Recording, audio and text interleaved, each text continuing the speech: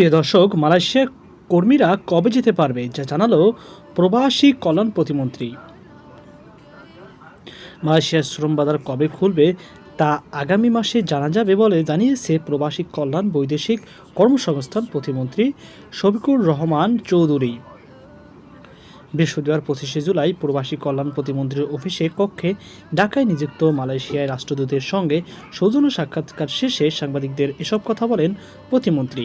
মালয়েশিয়ার শ্রম বাজার কবে নাগাদ খুলতে পারে সাংবাদিকদের এমন প্রশ্নের জবাবে প্রতিমন্ত্রী বলেন, মালয়েশিয়া যেতে না পারা কর্মীদের বিষয়ে সেদেশের সরকারের কাছ থেকে চিঠি দেওয়া হয়েছে। আগামী মাসে আমাদের জয়েন্ট ওয়ার্কিং গ্রুপের মিটিং আছে। শ্রম বাজার কবে খুলবে এ বিষয়ে তখন জানা যাবে। মালয়েশিয়া যেতে না পারা শ্রমিকদের বিষয়ে মন্ত্রী বলেন, Bangladesh association of international recruiting agency BAIRA জানিয়েছে যেতে না পারা কর্মীদের 70% টাকা ফেরত দেওয়া হয়েছে। আমরা বায়রাকে বলেছি কর্মীরা যত টাকা দিয়েছে সেই টাকা পাওয়ার পর তারা এগ্রিমেন্ট সাইন করবে যে আমরা টাকা পেয়েছি। এরপর এই লিস্ট বায়রা আমাদেরকে পাঠাবে, তখন জানা যাবে কতজন মানুষ টাকা পেয়েছে। তাই ঠিক কতজন কর্মী টাকা পেয়েছে তখনই এটা নির্দিষ্ট করে বলতে পারছি। সম্পূর্ণ টাকা ফেরত দিতে না পারলে রিক্রুটিং এজেন্সির বিরুদ্ধে আইনানুগ ব্যবস্থা গ্রহণ করা হবে।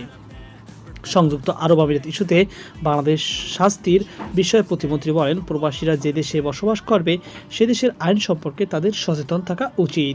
দুবাই আন্দোলন করে প্রবাসীরা আইন অমান্য করে বিদেশে বাংলাদেশের ভাবমূর্তি নষ্ট করেছে। এজন্য তাদের বিভিন্ন মেয়াদে শাস্তি হয়েছে। দণ্ডপ্রাপ্ত প্রবাসীদের ব্যাপারে আমরা কোনো হস্তক্ষেপ করব না, এটা তাদের রাষ্ট্রীয় বিষয়। প্রতিমন্ত্রী আরও বলেন, বাংলাদেশ উন্নয়ন সিংহভাগ প্রবাসীদের অবদান। এই বিদেশি বাংলাদেশের শ্রম বাজার এখন একটা মহল নষ্ট করতে চায়। 1971 সালে যুদ্ধ অপরাধ জামায়াত ও বিএনপির প্রেতাত্মারা এসব রাষ্ট্র বিরোধী কর্মকাণ্ডে জড়িত। তো প্রিয় দর্শক, এই ছিল আমাদের সর্বশেষ আপডেট। সকল বাধা থাকুন। আল্লাহ হাফেজ।